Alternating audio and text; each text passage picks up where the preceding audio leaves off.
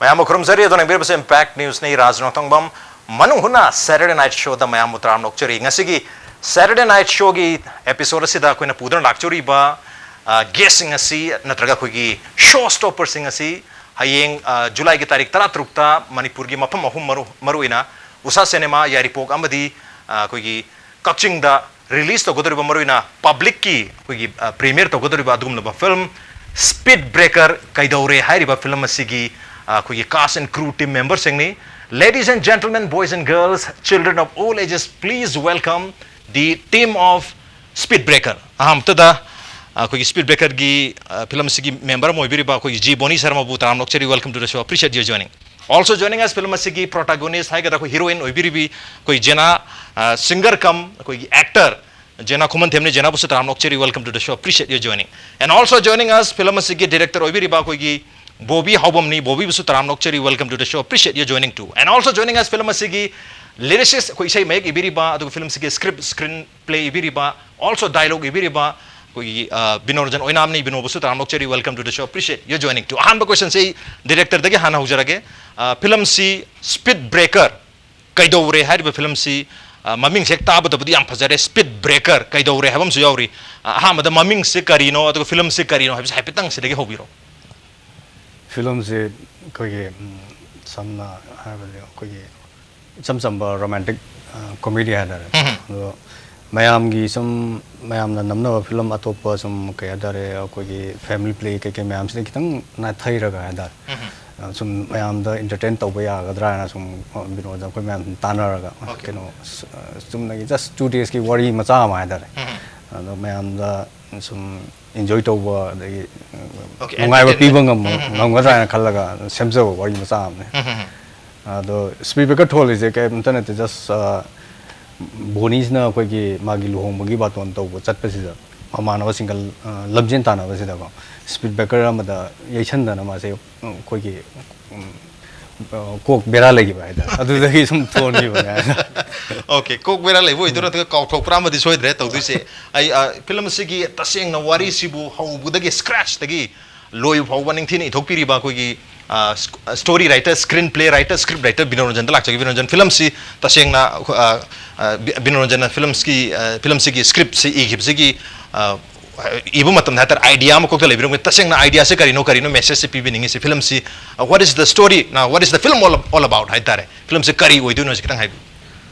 Film se Kogi Manipuri film si the Hosik Mamna train when a satnari say family drama, Kogi Sidesi the Amboina train when a Sida Sapoina Mamna Susan Tony Eduga Tasing Hagadi film se Kogi Kanagumba Kranamuk, section Kranamuk, Sugumba film city among Yenindre, and over new taste Karamuk Pame, a family drama, Sinataba, Manipok, Quigi Manipoka, Mamoga, Katnaba, Sugumba train, Sinataba, even little up,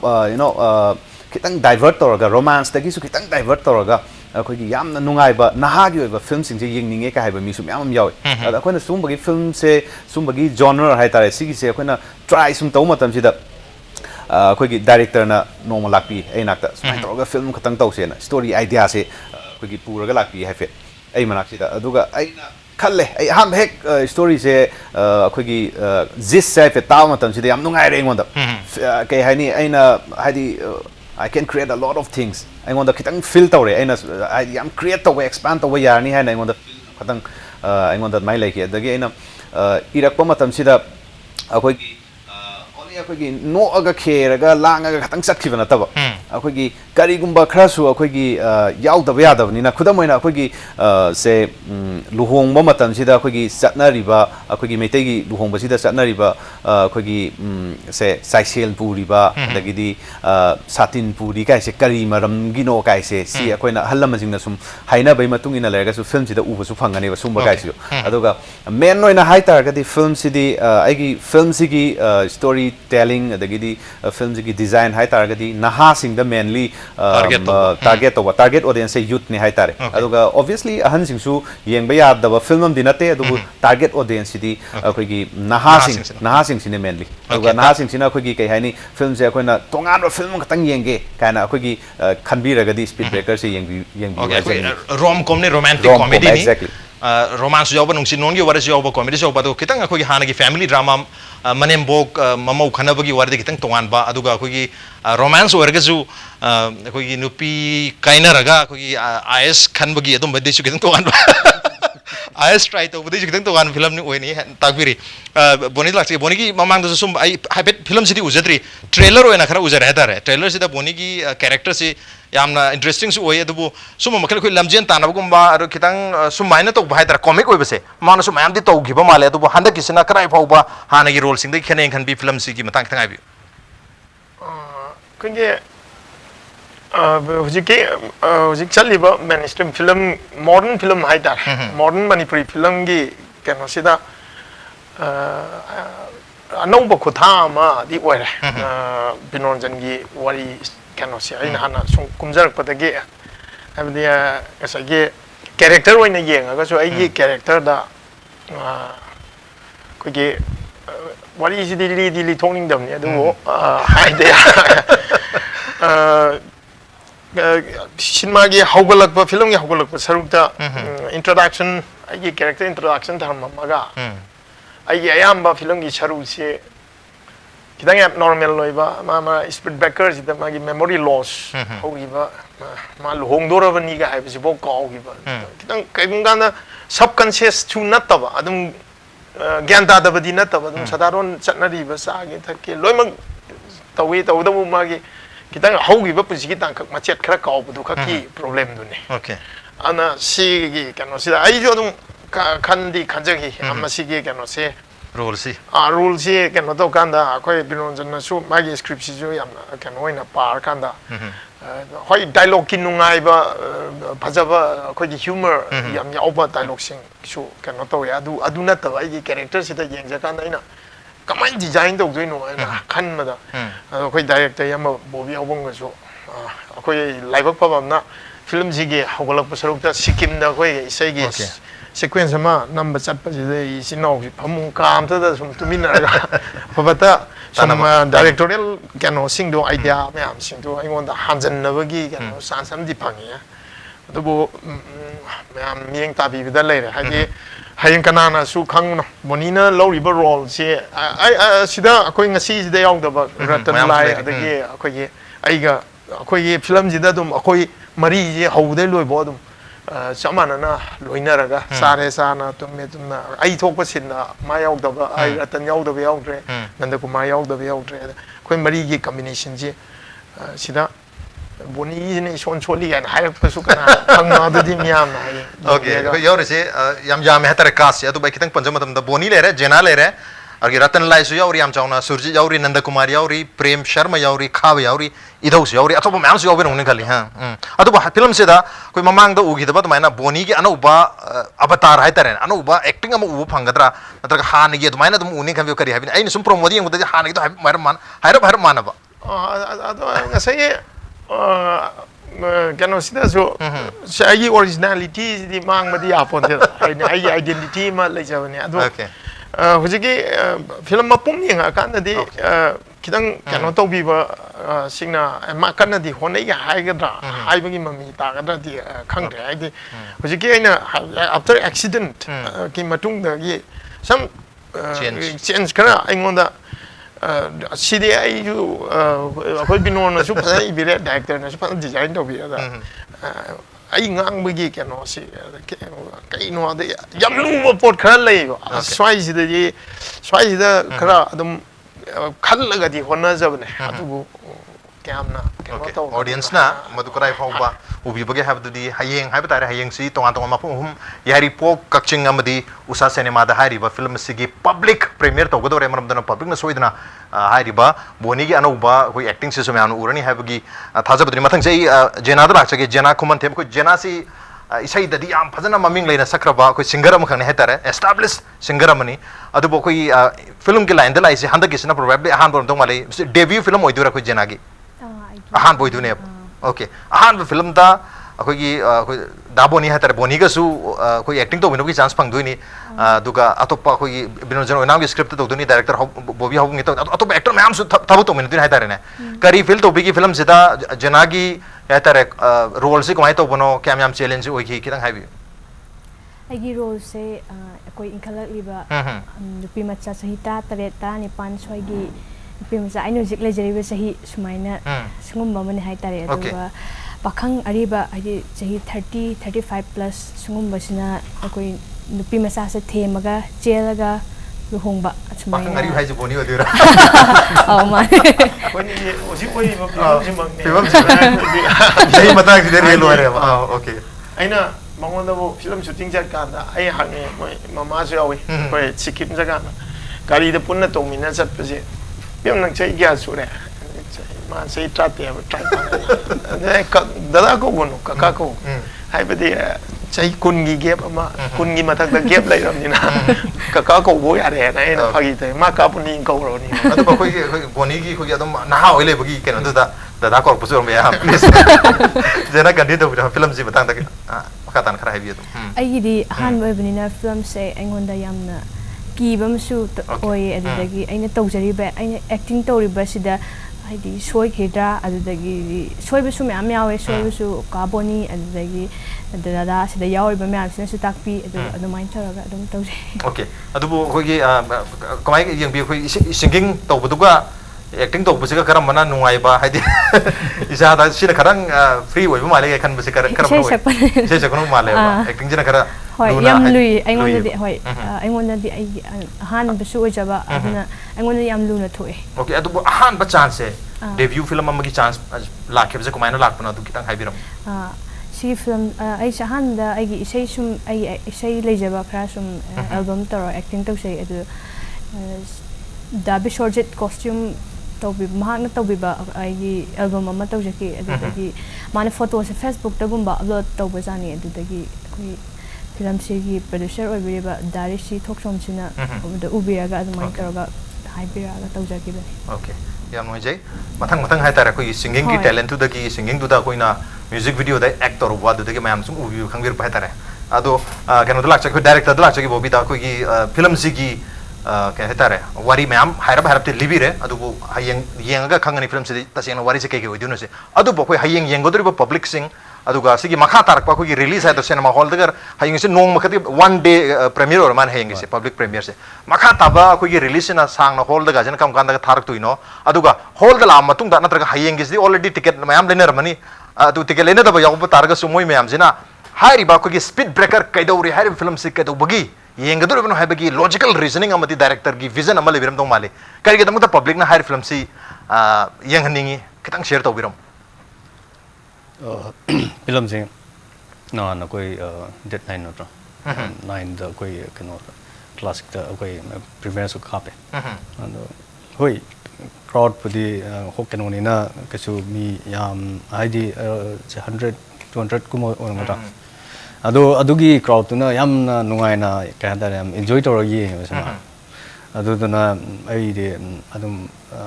makata whole thing ke da ma'am kano Manipur gi whole thing chaw sing ta dar ko da ma'am na adum phajana enjoy to na nungai na yeng gadra an khalle cinema gi mau phang gadra an khalle okay 100% entertainment people ngamni habagi thaja pa director da chawna lay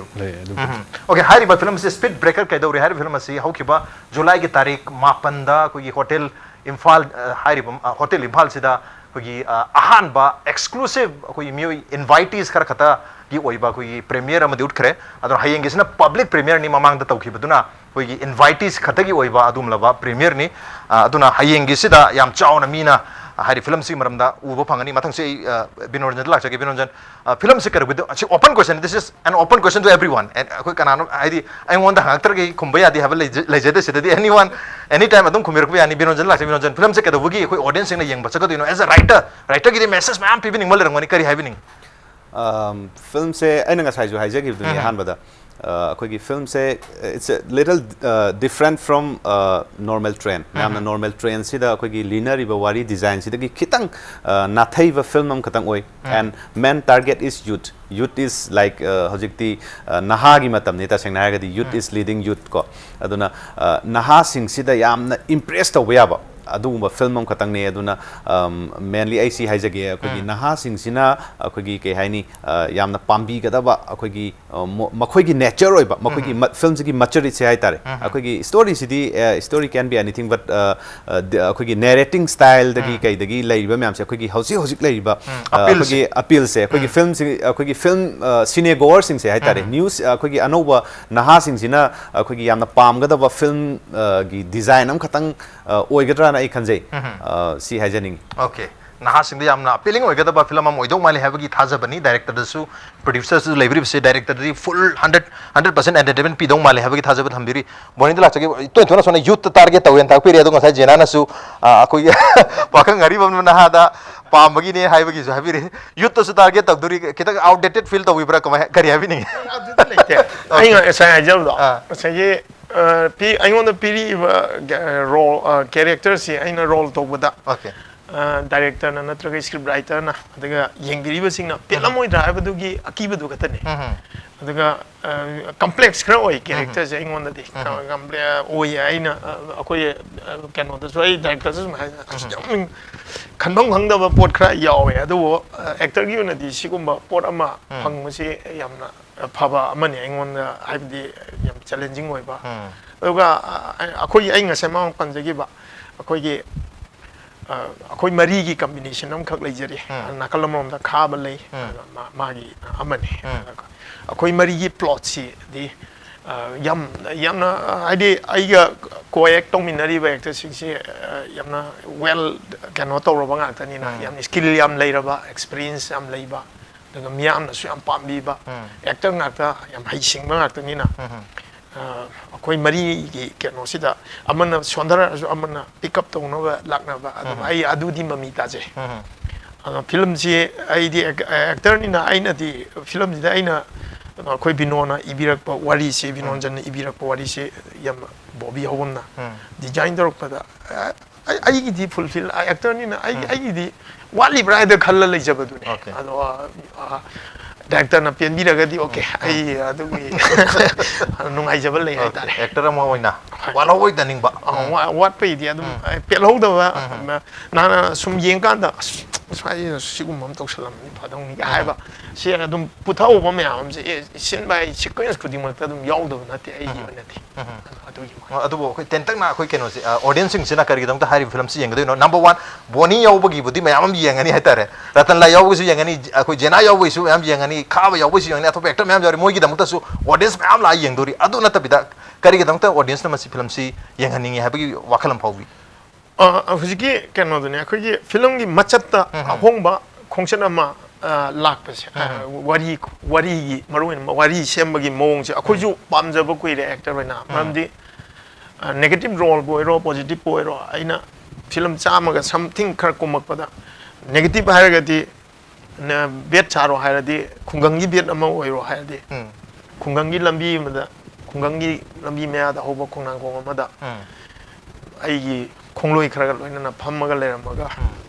lesabidu lakanda laknabagi sinji compulsory oya ya matamda si khoi formula writing haigadra ado adugi nupi phaje hairaga aina pamjariba hero keno to khoida jariba nupi duna di abi da pharasi ga haibagi plan am torok tardi yu thaga ka mada plan toy si ai si kung gi yamgre ana sigi plot ama siguma plot ama thamam kanda aina actor camna hongdok pangam dori habidi chap chap manaba mawong do leiramam nina ai chu sai ga khoi actor ai khaki wa na ti actor jerba khoida aduna ayeng ma mina di monotonic warakpa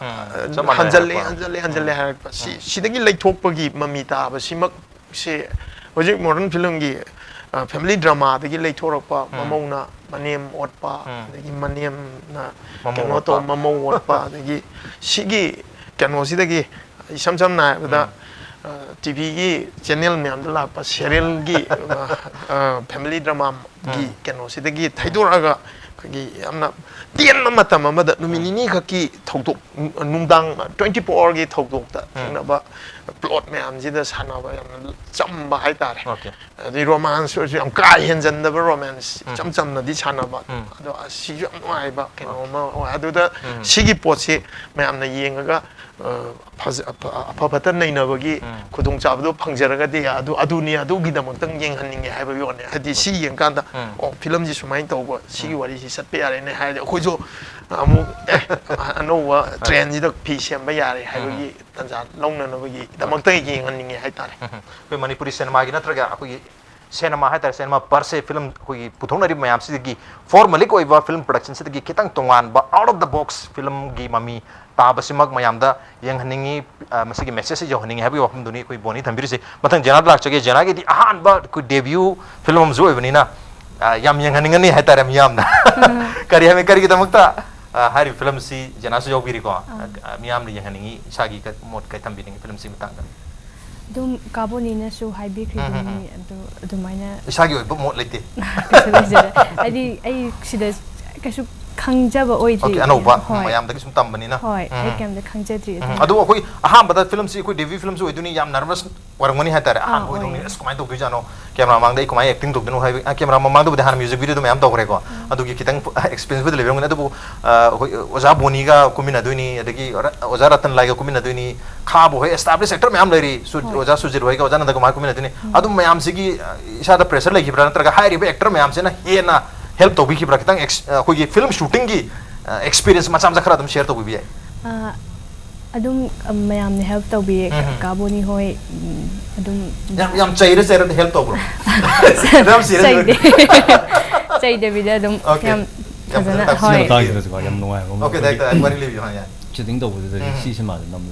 काय दा कोई दे याम नुआय बा दा दो कोई बोनी होय रतगी रतम ला वे चुरजी दो नंद कुमार कोई नाम से चिटिंग तो मिनो ꯑꯩꯈꯣꯏꯒꯤ ꯁꯞꯄꯣꯔꯠ ꯀꯩꯅꯣꯁꯦ ꯌꯥꯝ ꯁꯞꯄꯣꯔꯠ ꯀꯩꯅꯣꯁꯦ ꯌꯥꯝ ꯄꯤꯅꯕꯗꯣ ꯍꯥꯏꯗꯤ ꯗꯥꯏꯂꯣꯛꯇꯨꯅꯤ ꯈꯪꯗꯦ ꯑꯃꯗꯅꯤ ꯈꯪꯗꯦ ꯑꯗꯒꯤ ꯁꯝ ꯁꯖꯦꯁꯟ ꯀꯩꯀꯩ ꯍꯥꯏꯇꯥꯔꯦ ꯑꯗꯒꯤ ꯌꯥꯝ ꯅꯨꯡꯉꯥꯏꯅ ꯑꯩꯈꯣꯏꯒꯤ ꯅꯣꯛꯃꯤꯟꯅꯔꯒ ꯑꯩꯈꯣꯏꯒꯤ ꯅꯨꯡꯉꯥꯏꯅ ꯅꯝꯃꯤꯟꯅꯕ ꯍꯥꯏꯇꯥꯔꯦ ꯑꯗꯨꯒꯤ ꯄꯣꯠꯇꯨꯃ ꯁꯤꯒꯤ ꯐꯤꯂꯝꯗꯁꯨ ꯌꯥꯝ ꯐꯪꯉꯦ ꯑꯣꯀꯦ ꯅꯨꯡꯉꯥꯏꯅ ꯅꯝꯃꯤꯟꯅꯈꯤ ꯐꯤꯂꯝ ꯅꯝꯕꯒꯤ ꯑꯦꯛꯁꯄꯤꯔꯤꯌꯦꯟꯁ ꯑꯃ ꯌꯥꯝ ꯅꯨꯡꯉꯥꯏꯈꯤ ꯍꯥꯏꯕꯅꯤ ꯑꯗꯨꯒ ꯑꯩꯈꯣꯏꯒꯤ ꯃꯜꯇꯤ ꯀꯩ ꯍꯥꯏꯇꯥꯔꯦ ꯑꯦꯛꯇꯔ ꯑꯣꯏꯕ ꯐꯤꯂꯝ ꯑꯃ ꯑꯣꯏꯕꯅꯤꯅ ꯃꯤ ꯌꯥꯝꯕꯅꯤꯅ ꯁꯖꯦꯁꯟꯁꯨ ꯃꯌꯥꯝ ꯂꯥꯡꯒꯅꯤ ꯑꯗꯨꯒ ꯅꯝꯕꯗꯁꯨ ꯌꯥꯝ ꯅꯨꯡꯉꯥꯏꯔꯝꯗꯧ ꯃꯥꯜꯂꯦ ꯌꯥꯎꯔꯤ ꯃꯤꯁꯤꯡꯁꯨ ꯌꯥꯝ ꯏꯟꯇꯔꯦꯁꯇꯤꯡ ꯑꯣꯏꯕ ꯃꯤ ꯉꯥꯛꯇ ꯇꯧꯏ ꯃꯈꯥꯗ ꯗꯥꯏꯂꯣꯒꯁꯨ ꯄꯟꯕꯤꯔꯤ ꯗꯥꯏꯂꯣꯒꯁꯨ ꯑꯩꯈꯣꯏ ꯄ꯭ꯔꯣꯃꯣꯗ ꯌꯦꯡꯖꯕ ꯃꯇꯝꯗ ꯌꯥꯝꯅ ꯏꯟꯇꯔꯦꯁꯇꯤꯡ ꯑꯣꯏꯕ ꯌꯥꯝ ꯄꯟꯆꯤꯡ ꯀꯩ ꯍꯥꯏꯇꯥꯔꯦ ꯄꯟꯆ ꯌꯥꯎꯕ ꯗꯥꯏꯂꯣग ꯃꯌꯥꯝꯁꯨ ꯊꯦꯡꯅꯖꯩ ꯗꯥꯏꯂꯣꯒꯀꯤ ꯃꯇꯥꯡꯗꯁꯨ ꯂꯥꯛꯆꯒꯦ ꯗꯥꯏꯂꯣग ꯔꯥꯏꯇꯔꯗ ꯕ꯭ꯔꯦꯟ ꯇꯪ ꯍꯥꯟ ꯂꯧꯖꯒꯦ ꯕ꯭ꯔꯦꯛ ꯌꯥꯝ ꯊꯣꯟꯖꯔꯛꯀꯦ ꯏꯝꯄꯦꯛ ꯅꯤꯁ ꯃꯃꯤꯡ ꯇꯥꯗꯨꯅ ꯂꯩꯕꯤ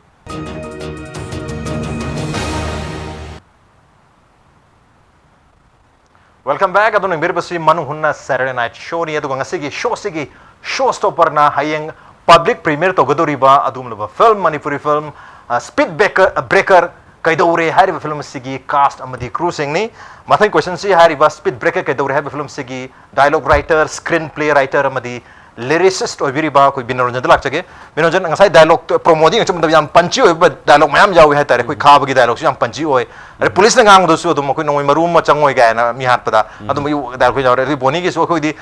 nupi da nang na bu yarni har de samdana te khongbo ka thasage ga yamna interesting oiba dialogue mayam jawi dialogue mayam se hana keno na adum Binona adum ithopi bran tar on the set mayam ngasai ju haibe tathok tasin tongne ga haibe su yauri ar maina ga on the spot ko improvise to roga sem ki dialogue ka si obra kamai to kitang haibe dialogue matang dialogue ki matang sidi already id final draft final lawyer kanda thamba pone duga some sort of macha input ti koi character sing sidagi adum aina film se aina e beda yaw ki to macha hai tare adum input to adum thengne duga dialogues ai ngasai haijagi to film se aina target audience se youth oibnina na sing ni nam nungai ga to dialogue sima ai yam kana aina analyze tawje aduga ngasai hoji habi ki ba akogi nongmei maru phok sangoi potha halura kain habi dialogue se taseng har gadi writer si di akogi observer ni hai tare ai 360 degree da lei akogi surrounding si da lei ba mayam se ai loimo observe tor ka doni ye ka doni taseng har gadi si gi dialogue se yu ngau nu pang khakna hai gi ba thengna pa hai tare ma se sumai tong nei no nong khak halak pasi da in office te halak pasi da mana aina ma di ngau ga leiram ni na akogi lambi corner si da leiram ba adai aina gari thorok pasi da ma on da kitang horn je khong ure adai da ma ne am sauna hai rakhim ne on da yam phau bro nang yam phau bro nang ma hat padi kesunate ne potha potha halurana aingon da am catchy oi khre aingon da as my dialogue my kano se you ngauzer ga zu aingon da am kana bam phangi mon da ngasi hon khong uchina na same adugi dialogue se aina khitang modify tor kanda smain tor pone writers sing jidi ta seng na hajar ga di sumaina akoi gi observer ni aduna akoina izara iba torei myam se thengnari ba akoina day to day life ta thengnari ba myam si ga yam related oi aduga ta seng na film si gi dialogue ki matang da akoi gi main protagonist leiba akoi gi अखोगी बोनी रतन लाई नंद कुमार अंदगी अखोई मोई लाइरिबा सिंगसे already dialogue ngang याम नुंगाइबा मी गातनेबा तसेंगना अइना इबा मतम अइ बोनी की dialogue अम इदोरे हागदे एंगोंदा अइ अदुम अइ feel तौरेबा बोनी ना सुमाइ ngang पसिगी पंसे यौना ngang संगगा ngang अखोगी फोन सिरप चलगा ngang गाइसे इवन एंगोंदा एक्सप्रेशन बो याउना फील तौग्रमनिना एंगोंदा इरकपा मतम एंगोंदा याम नुंगाइखिबा अदुना सेम रतन लागिसु अदगिदी सुरजित किसु गाइरे लोइमक already अखोन स्क्रीन दा लोइ उरकांदा लैग्रबा गाक्तनिना अखोन याम नुंगाइबम खक ओइखे एंगोंदाजु अदगी मेनली एंगोंदा नुंगाइसे रतन लाइगा बोनीगा मोयनी ग्याम नुंगाइ अदुगा जेनागी दना मासे अहानबा मागी डेब्यू फिल्म खतंग सु ओइदोनिना मासे मागी डायलॉग डिलीवरी से कमाइन तोगे से एंगोंदा खितंग डाउटसु लैगे अदुना याम सम डायलॉग गाक्तने दाइना अखोगी कनोगी से जेनागी अखोगी याम समना अखोई नुपी मसा खना अखोगी कैसु लैतना फ्री वेना गांथोकपा याबा डायलॉग गाक्तने सी हाइजगे ओके डायलॉग से यामना हाइदि हानदगी अखोई रतन लाई यावरे अरे बोनी यावरे हैबसे खंगमनि ना मखोइना कमाय ngang हैबसे फील तौरगा कोई बिनोरंजन इबिगी हैरे अतो मतांग से हंजन ओपन क्वेश्चन नि डायरेक्टर अमदी इवन प्रोड्यूसर यार मदी प्रोड्यूसर युम दसु यंगिरंगनि डायरेक्टर प्रोड्यूसर अमदी राइटर गी को फिल्म सी इब मतमदा बिनोरंजन हाना इरगा इलो रकांदा फिल्म सी नंबियो हाइदना डायरेक्टर प्रोड्यूसर से अप्रोच तो गिब्रांतरगा डायरेक्टर प्रोड्यूसर सिना वाखन अम सागलगा इयो अदना नमद्रि हेनगिबा फिल्म होगिब्रा कमाय तौगे आई हजरगे सी मताई द सुमाय तौने फिल्म से हान बदा प्रोडक्शन टीम अतोपा हाइतारे अतोपा खतंगना हाना पुथोकनेना हाइफेट तौरमे अतोपा द आई कनोसिना याम डायरेक्टर सिना लाक आइंगोंदा हाइफेट अप्रोच तौबिरे सुमाय तौना फिल्म खतंग लेरे स्टोरी जस्ट माइना खितंग तोंगाले नंगोंदा याम चानानी अदुना नंग खितंग सुमायना सेम सेना हाइफेट चौराक पा हाइतारे सीक्वेंस अमनी तापसिदे आइना ngasai su haijagi हाम दसु हाइजगी दगिदी आइना टोटल स्क्रिप्ट से कोई इवल होरे द इवन अराउंड खितंग सांगा में हाइतार लेंथी और में हान बददी फिल्म से द हान बगी प्रोडक्शन टीम से अखोगी खितंग खुदोंग चादा खरदगी नम गिद्रे हाइतार देन हौजी इवनिंग स्टार गी अखोगी ऋषि थोक्सोम सिना माना अस्मा मा याम थिना नुंगाइरे मा पारे स्क्रिप्ट से पार मतुंग मा याम थि केची ओरे मोंदा नुंगाइरे मा तौसरगे ना हाइबदगी एन ए अदु ओरगदी आइसु आइगी एरिया द मीने याम थवाय याउन हाइपनिना आइगी एरिया द सोथाउगद्रा ना आइना मु फाइनलाइज जोंग तौरे फिल्टर तौरे सिन नुंगाइरोय दोबा मयाम अममु नुंगाइरोय दोबा मक्ति नते अदुगा तसेंग लेंथी ओइदना हाइतारे फिल्म से विदिन 2 आवर्स की मनुंग द लेनना अदमाइन तौरकांदा मु आइना यामना इम्प्रोवाइज तौरकांदा फाइनल लोइना अदमाइन तौरगा शूटिंग की प्लान तौगिमनि ओके याम जे मथंग से बोनी लाक्सगे कोई डायलॉग की मतंग दसु वारी सानरमी डायलॉग से इंटरेस्टिंग ओइबंग साइजु हाइजगिबा अदो कोई बोनी की से कोई कहतार मयामना मतौ तमना होगदबा डायलॉग अदुम पीबंग अंबा अदुमबा मखल की एक्टर मन हेतारे एक होबदगी थुक लावबदगी होरगा मुसना ताब हौक्से हर मयामना अदुम रियल लाइफ तसु सिनबा डायलॉग मयाम ngangbirba dum ba kenoni ra actor ni ado handa ki film se dasu aina promo do ujabada khoi nang na bu yaradi samda nate khong bu ka thajage ga haibagi dialogue ka sam yauri dialogue azu ningsing biri prasi ki handa ki film ki dialogue se dasu mayam nan hadi ningsing hogoda ba yamna impressive oigada dialogue ka sum yaubra kari haibining yawi yamna maroi se title lori ba kaidore si gi dialogue si si hairakadow je akoi Binoranjan इरपदा I script से पाकाना नमद्रिंगाइ दे दुम खाले सी जे अखोय ये Shakespeare की Jully scissor दा U2 गुमने आइदे Jully scissor न protest दा अरोयबदा U2 one हाइबसे समाना पोरम खंगने खाले आदि फिल्म जी की टाइटल सु ओरकदोबा पोरम मन यामना गनो अदो वाइ दि अमखक ओयबा काइदौरे से नो सिगी डायलॉग से नुंगाइ दे अमतंग रिग्रेट तो बिया गदा कॉन्शियस सबकॉन्शियस द लेबा टाइमिंग अमदा लेरमबदगी आम होगोक द सिंग चाइ होना का अक्चाग याम शोक खोटपदि नत मपोति गाइ द लेंगम दगी तो सिंग कामजन न तो का काइदौरा हना हायने अदुगी डायलॉग से तुम तोइना सीजन रे सीजन रे हबदि मागी ngahak kawruba kenom to kaidora na ha hangba kasto bi da kok to kitang shop ni hai ji si ꯀꯩꯗꯧꯔꯦ ꯑꯩ ꯏꯁꯥꯅ ꯑꯗꯨꯝ ꯍꯥꯏꯖꯕ ꯀꯩꯁꯨ ꯇꯧꯗꯦ ꯀꯣꯛꯇ ꯀꯩꯁꯨ ꯑꯗꯨ ꯏꯁꯥꯅ ꯑꯗꯨꯝ ꯍꯥꯏꯖꯕ ꯑꯁꯤꯒꯤ ꯑꯩꯈꯣꯏ ꯕꯤꯅꯣꯔꯟꯖꯟ ꯊꯝꯃꯛꯄ ꯗꯥꯏꯂꯣꯒꯁꯤ ꯏꯆꯝ ꯆꯝꯕ ꯗꯥꯏꯂꯣꯒꯅꯦ ꯑꯗꯨ ꯃꯁꯤ ꯑꯩ ꯃꯌꯥꯝ ꯑꯗꯨꯝ ꯀꯦꯠꯆ ꯇꯧꯗꯧ ꯃꯥꯜꯂꯦ ꯑꯩ ꯅꯨꯡꯉꯥꯏꯒꯗ꯭ꯔꯦ ꯑꯗꯣ ꯐꯤꯂꯝꯁꯦ ꯑꯩꯈꯣꯏꯅ ꯎꯖꯕꯗ ꯃꯔꯨꯑꯣꯏꯅ ꯏꯁꯩ ꯑꯃ ꯀꯨꯏꯔꯦ ꯑꯩꯈꯣꯏ ꯌꯨꯇ꯭ꯌꯨꯕꯇ ꯀꯔꯤꯗ ꯑꯣꯟꯂꯥꯏꯟꯗ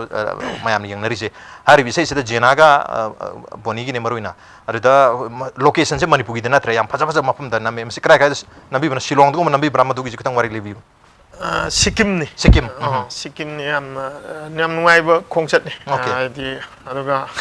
ꯁꯤꯛꯀꯤꯝꯁꯦ ꯑꯩꯈꯣꯏ ꯑꯣꯟꯂꯤ ꯏꯁꯩ ꯈꯛꯇꯒꯤ ꯆꯠꯄ꯭ꯔꯥ ꯑꯇꯣꯞꯄ ꯁꯤꯀ꯭ꯋꯦꯟꯁꯀꯤꯁꯨ ꯑꯗꯨꯝ ꯌꯥꯎꯕꯤꯕ꯭ꯔꯥ ꯁꯤꯀ꯭ꯋꯦꯟꯁ ꯅꯝꯃꯛꯑꯦ ꯑꯣꯀꯦ ꯑꯩꯈꯣꯏꯒꯤ ꯏꯟꯗꯣꯔꯒꯤ ꯁꯤꯀ꯭ꯋꯦꯟꯁ ꯈꯔ ꯌꯥꯝ ꯃꯄꯨꯡ ꯑꯣꯏꯅ ꯔꯇꯟꯅꯦ ꯑꯗꯒꯤ ꯑꯩꯈꯣꯏꯒꯤ ꯁꯨꯔꯖꯤꯠ ꯑꯗꯒꯤ ꯑꯩꯈꯣꯏꯒꯤ ꯅꯟꯗꯀꯨꯃꯥꯔ ꯑꯩꯈꯣꯏ ꯃꯔꯤꯒꯤ ꯁꯔꯨꯛꯁꯤꯡ ꯌꯥꯝ ꯅꯝꯃꯛꯑꯦ ꯍꯥꯏꯕꯗꯤ ꯏꯟꯗꯣꯔꯒꯤ ꯍꯥꯏꯇꯥꯔꯦ ꯑꯥꯎꯠꯗꯣꯔꯒꯤ ꯅꯠꯇꯕ ꯑꯗꯣ ꯁꯤꯛꯀꯤꯝ ꯆꯠꯂꯒ ꯏꯟꯗꯣꯔꯒꯤ ꯅꯝꯃꯩꯁꯤꯕꯨ ꯀꯩꯅꯣꯅꯦ ꯃꯁꯤ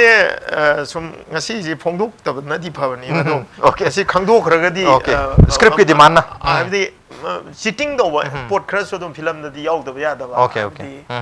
ꯑꯩꯈꯣꯏꯅ ꯑꯩꯒꯤ ꯀꯥ ꯑꯃ ꯁꯥꯒꯗꯕꯗꯣ ꯑꯩꯒꯤ ꯀꯥ ꯑꯃꯗ ꯅꯝꯒꯗꯕ ꯃꯅꯤꯄꯨꯔꯗꯗꯤ ꯅꯝꯒꯗꯕ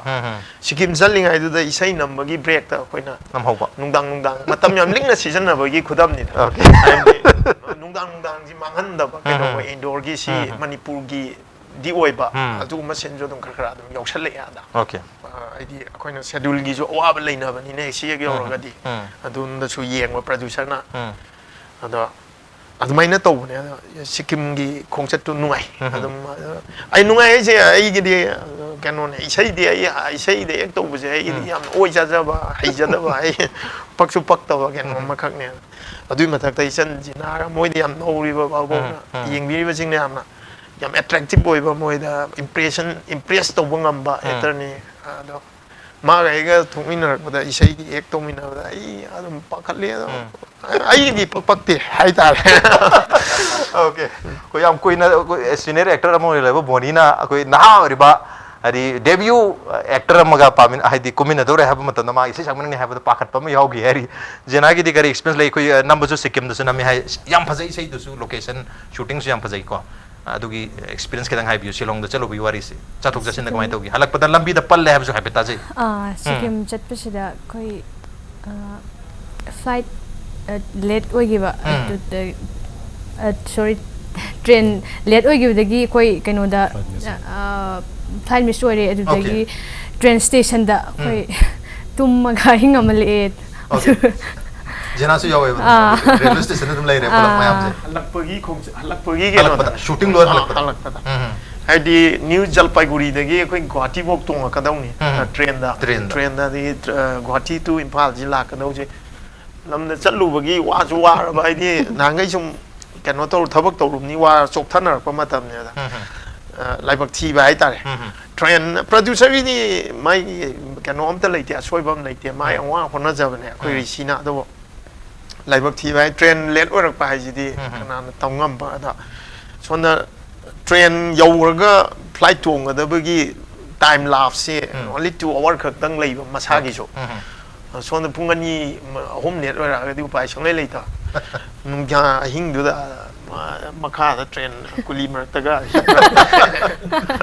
ओके मतलब जो ले सकते हैं जेना फिल्म सी जेना यावरी जेना से एस्टैब्लिश सिंगर अमनी सिंगर में यावरी मीना फिल्म से तो इसाई जो सोए ना साम दोगदी माले इसाई यावरी प्राइस रा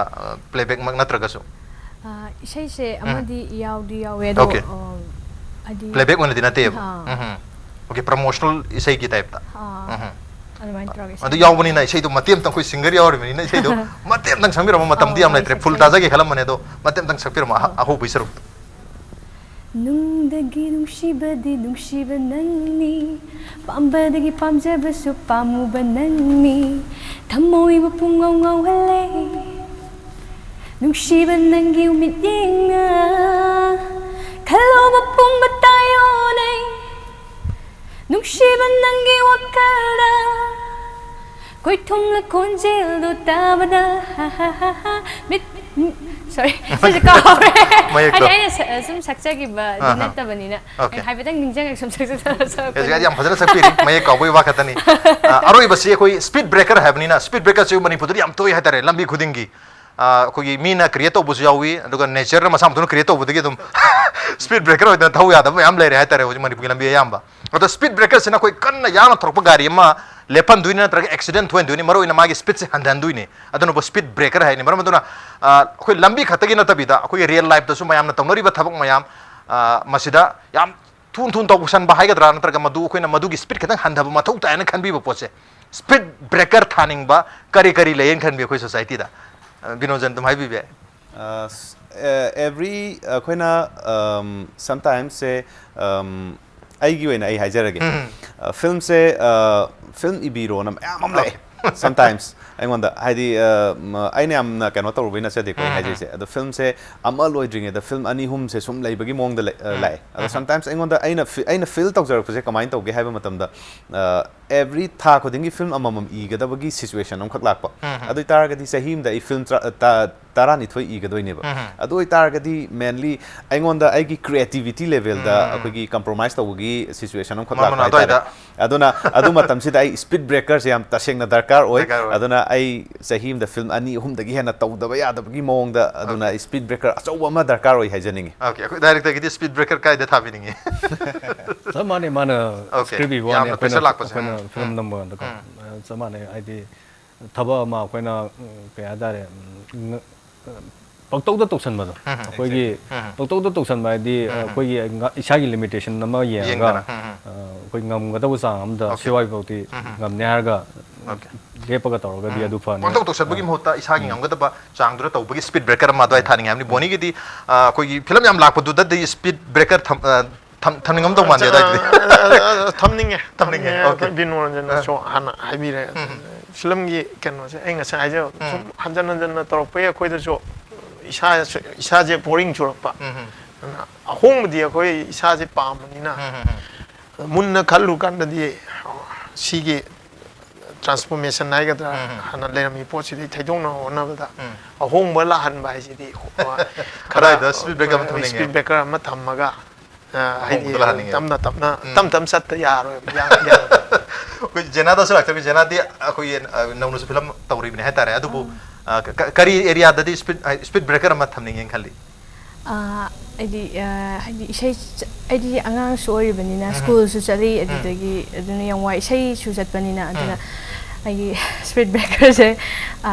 isai se nong chalani adagi limit amma ni gum bong leraga amuk sala adumai samai thamning haidi engonde yang wajai wai okay school ju sali banina la mai sing tami banina isai nungti ge sam chat lai ba du su nong da humrika to ma phum da chala ga di adai du speed breaker ma thamning hai ab nong ai speed breaker hari ba wahai simaki film simaki tongan ba wahan thok mayam leri aduga taseng ba wahan thok da di hayang sungchaw chodana Manipur miyam na hari film si Kaching yari pok amadi usa cinema hall da public one day public koi premiere se soidana ubiragani duga makata na film se release tor matam da Manipur miyam na soidana witness torgani on the ngasi wena di manu huna serena nai shogi thamse matang solution jerge ngasi gi thamse da koi speed breaker gi team lengber tuna thormasi be thwa happy ki bam di mapung phan gi dam ta mona thajo phokchari adubu koi gi gift partner hai batare ligla gi maikai dagi koi gift hamper amam tang kudol tam jage koi Jena da su kudol am tang tam jage ko thank you ani mo ipai rage koi director bobi da su amka na thaga chopnuk chari Binoranjan da su thaga chopnuk chari thank you so much konam to sok chage aduga ngasi gi Manung na Serena night show gi tharamsi matang swaida losin jage have that thank you so much for coming to Manung na Serena night show masin ngasi gi Manung na Serena night show gi tharom ngasi gi edition se karam to bi bagi ko ta kan bir pu yagani koi email id impacttvnews@gmail.com natraga koi Facebook page www.facebook.com/impacttvmanipur da join to biraga comment am the feedback thabir payagani with that this is Raj Nongthombam signing off kurumjari